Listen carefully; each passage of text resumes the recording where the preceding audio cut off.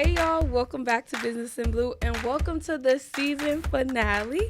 I'm your host, Leah Harper, and y'all, I am so excited for this episode because I have someone very, very important sitting here with me today. I have the Chief Program Officer of Bridges. Please help me welcome Mr. Mario Hendricks. Hello, hello. Welcome. Good afternoon. Mr. Mario, we go way back. Way back, way back. We were just we talking go way about. back. What, like 4th grade, 6th grade? Yes. If you see your sister came through the program first, Right. and then you and your young. So yes, think about been knowing you since you're about in the 4th grade, which is long. But we know older. each other through Bridges. So today I wanted to just jump into Bridges, what you do with Bridges. So can you let our viewers know what is Bridges to you? Sure, Bridges. Bridges is it's not just a program. It's not just an organization. It truly is a lifestyle. Mm-hmm. So if I was to break down the organization of Bridges, we've been around for over 100 plus years. Yeah. And we started in the Uptown community, and that's where we are now. We work with youth and really try an opportunity for them to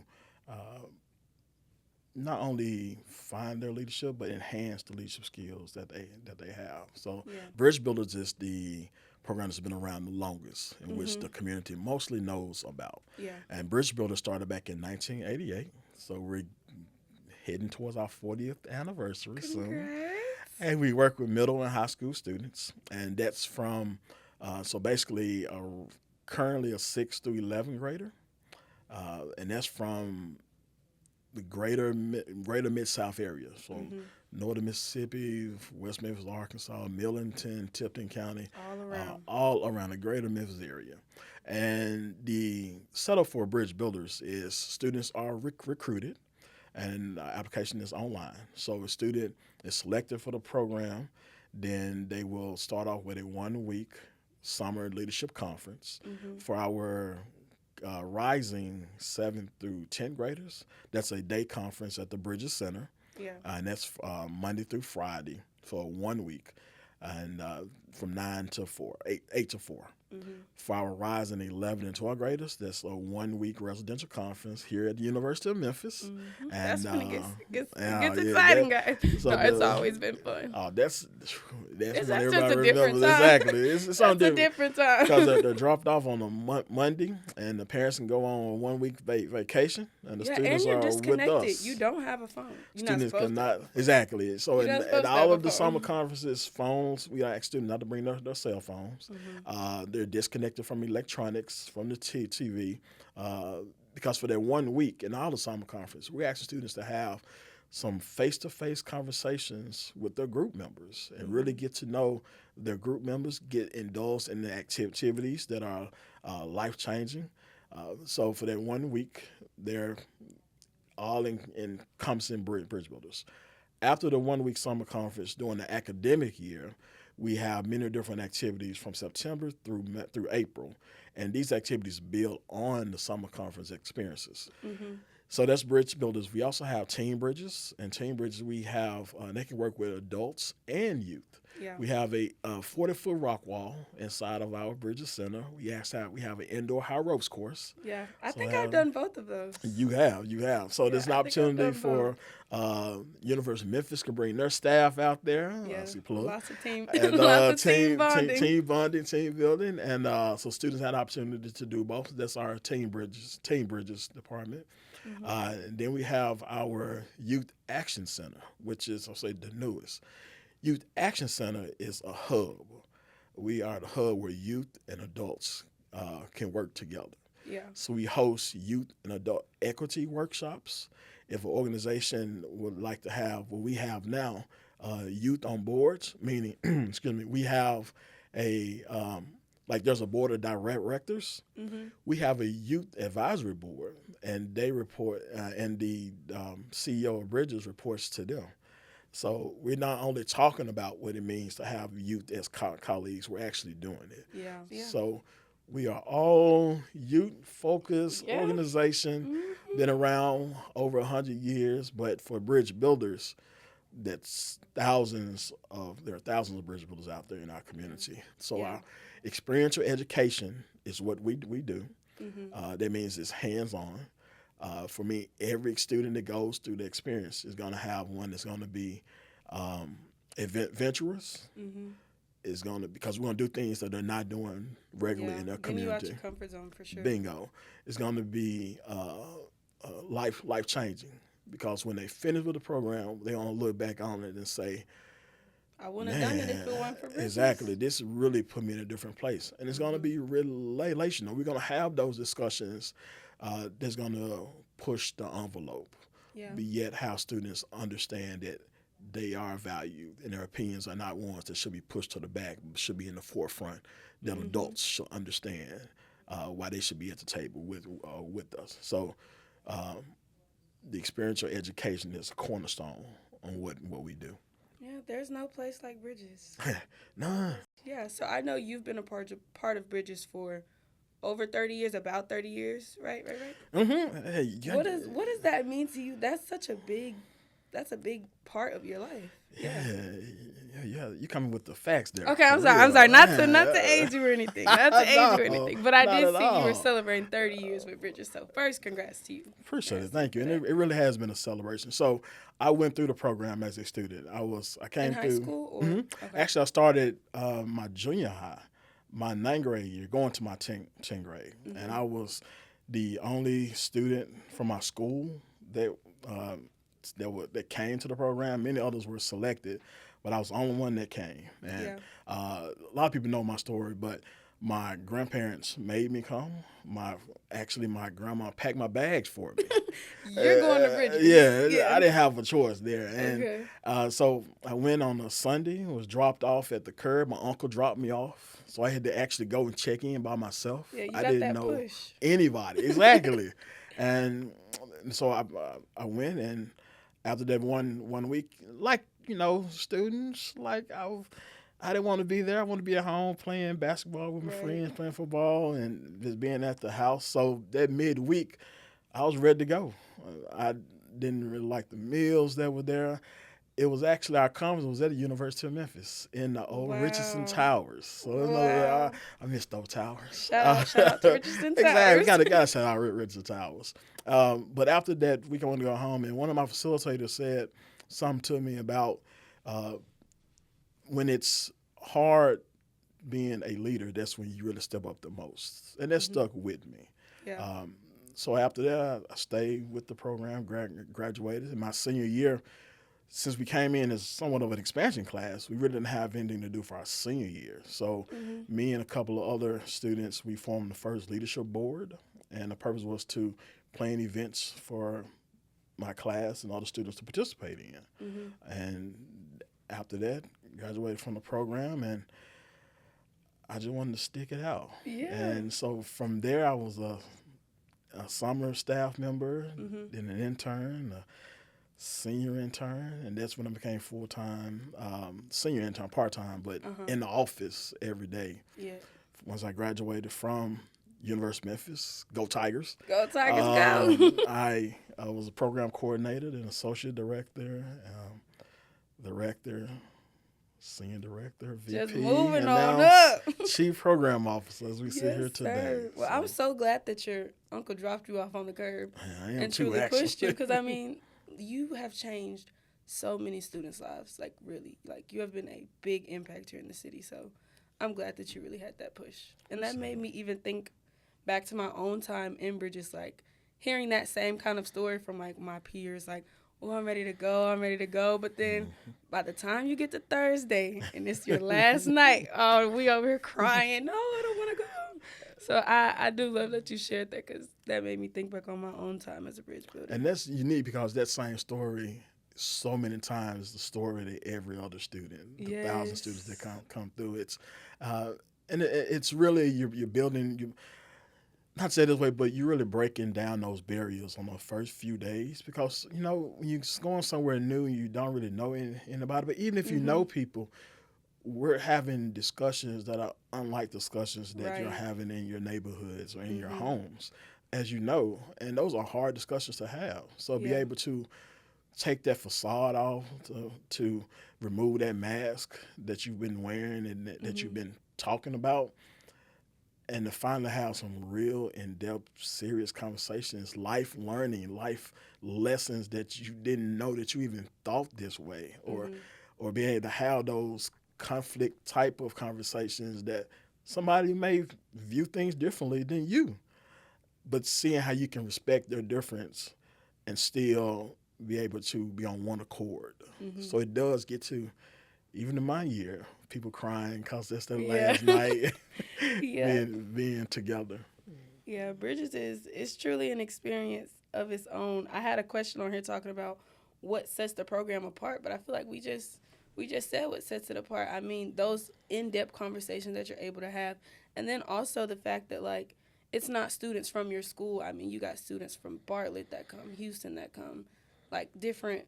You have different people from everywhere coming to Bridges. So I feel like that's really what sets it apart. Do you feel like there's anything else that truly sets it No, apart from I other think programs? you are talking exactly what the essence of what Bridge Builders is about. And I think Mm-hmm. for a lot of people, that's what's missed in our community, and what really allows Bridge Builders and the Bridges organization to be so successful, because we're bringing students together from all the many different communities, the many different neighborhoods, from as far as like the Tipton County, Millington, Northern Mississippi, West Memphis, Arkansas, Mm-hmm. all the public, private, parochial, homeschool, to be able to actually get a chance to interact with somebody that's different from your from your neighborhood that you may not have interacted. But even within that, what I've learned and what I've seen is students from the same neighborhood, maybe even the same school, differ in their opinions about the simplest things.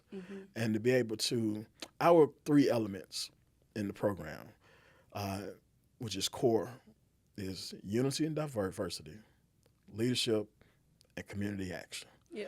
And we purposely don't say community service because our goal is action oriented.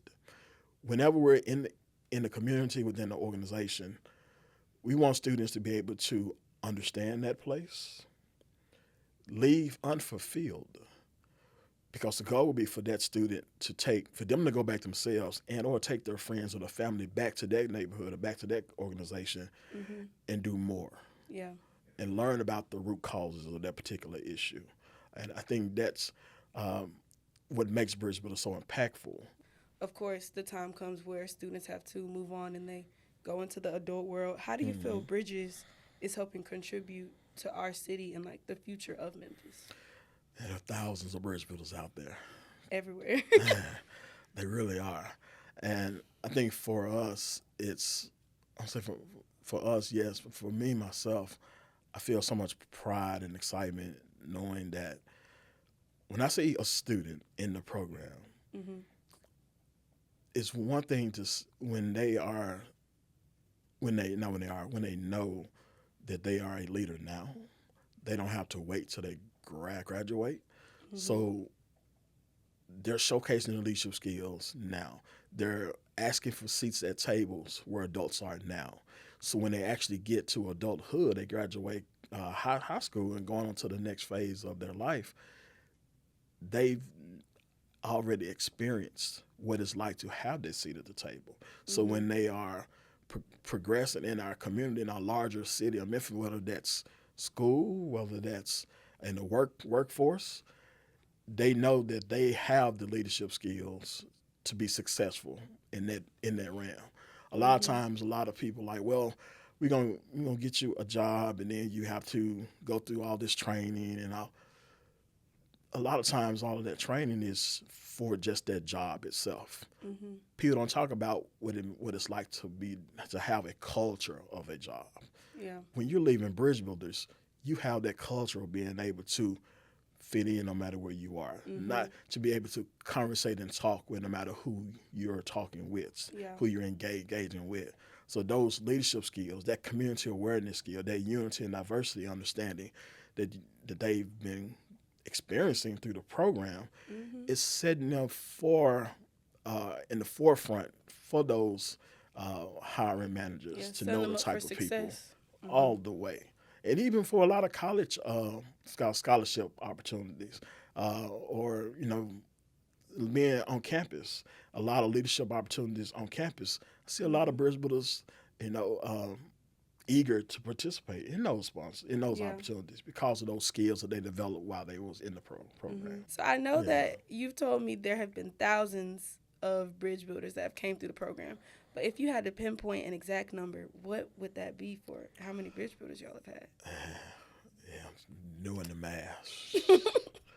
Now they had to be up in the 60s, 1,000 that have been through. I mean, Wow. because we were working with 1,000 students, and that's with the Bridge Builders program. But we also had where we also do workshops for schools and organizations. So let's say like a 7th grade class wanted to come in and do a workshop on conflict resolution.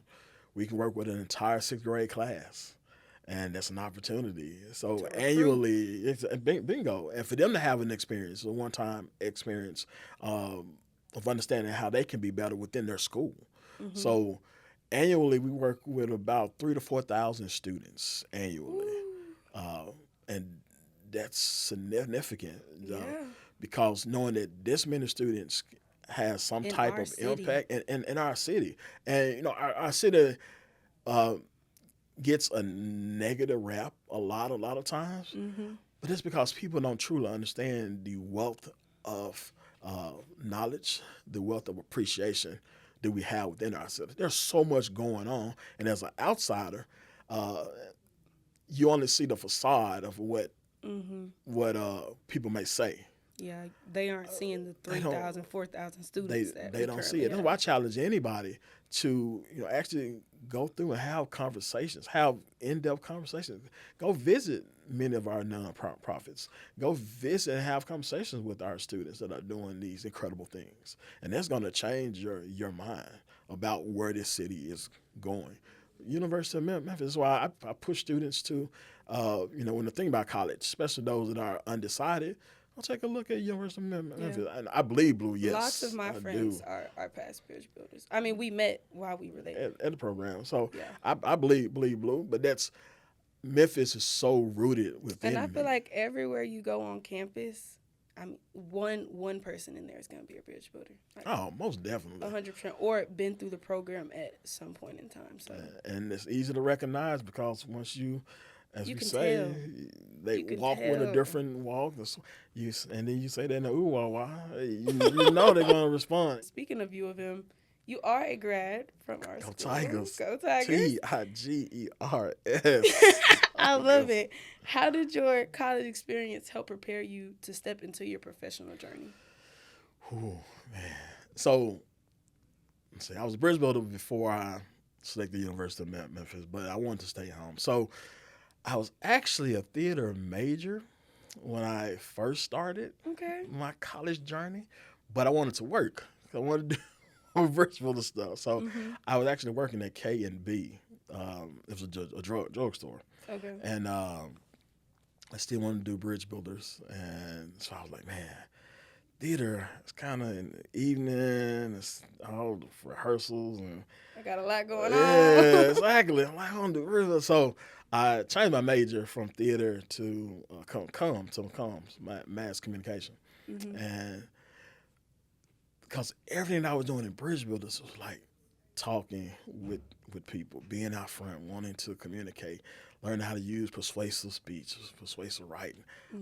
All the things that was in the communication standpoint checked off. All the boxes were checked out. Like everything I'm doing here in Bridge Builders is tied to communication. So I don't think I'm gonna stick with mass comms. And then being here at University of Memphis, where we spent the night, as you did, we were here on campus. Yeah.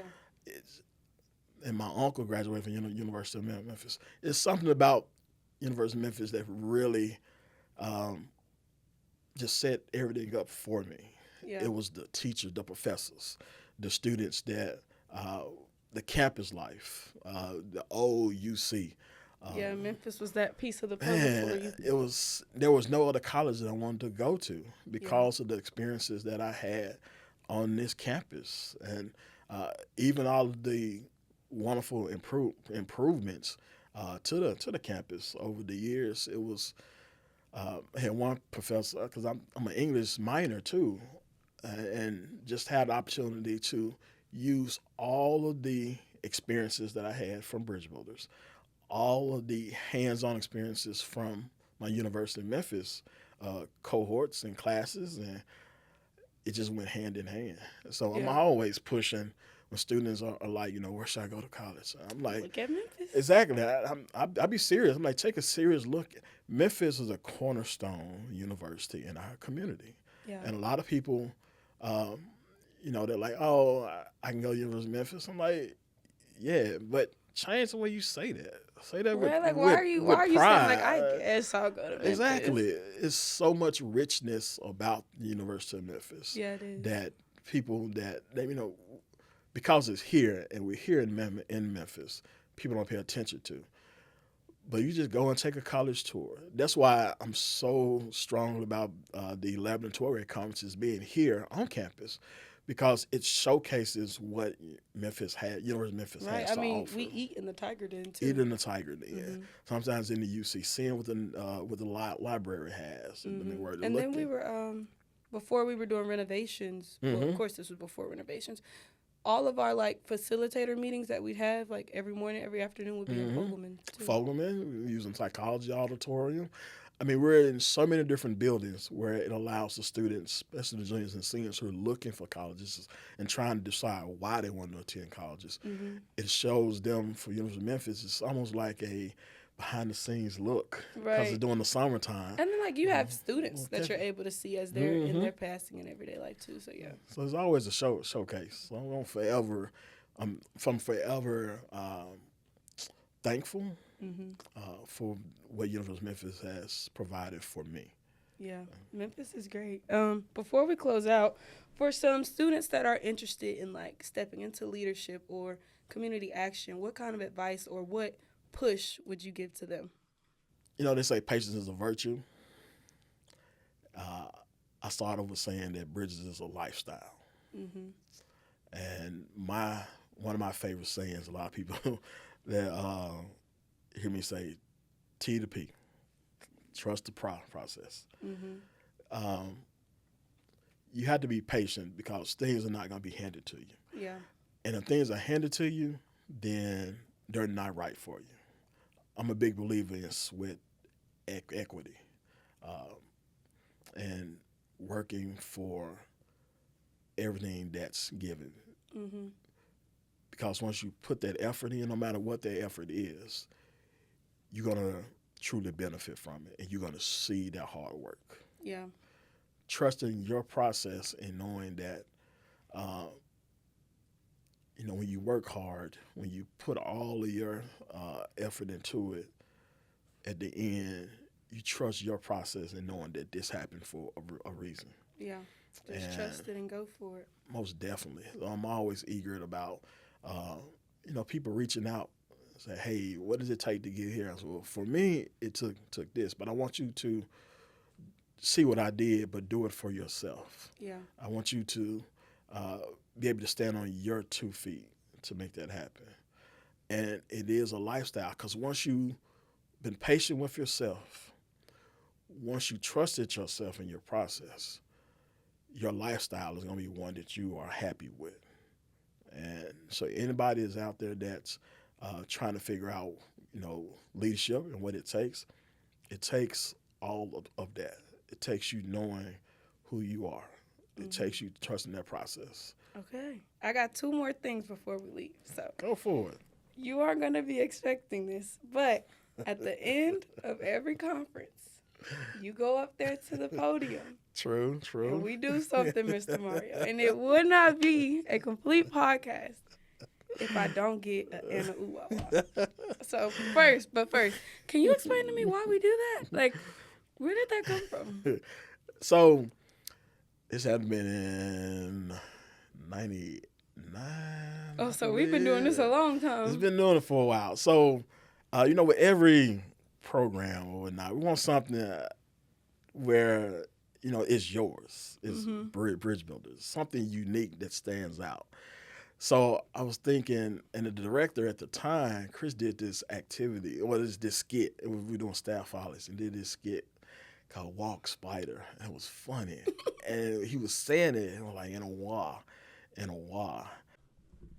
And I was like, In a while. in a ooh wah wah. And so So I this was just like, came in the from ooh y'all wah goofing wah. around. Yeah. So I was Okay. like, in the ooh wah wah. So I was like, you know what? I'm going to make this our official greeting. So it means hello and welcome. And it's something that bridge builders can have as own as a welcome, as a greeting for bridge builders. Yeah, nobody else does that. And but exactly, it's unique to us. Yeah. And ever since then, it stuck. It just stayed, and it became the thing. All right, well, we got to like, do it, Mr. Mario. all right, You started off.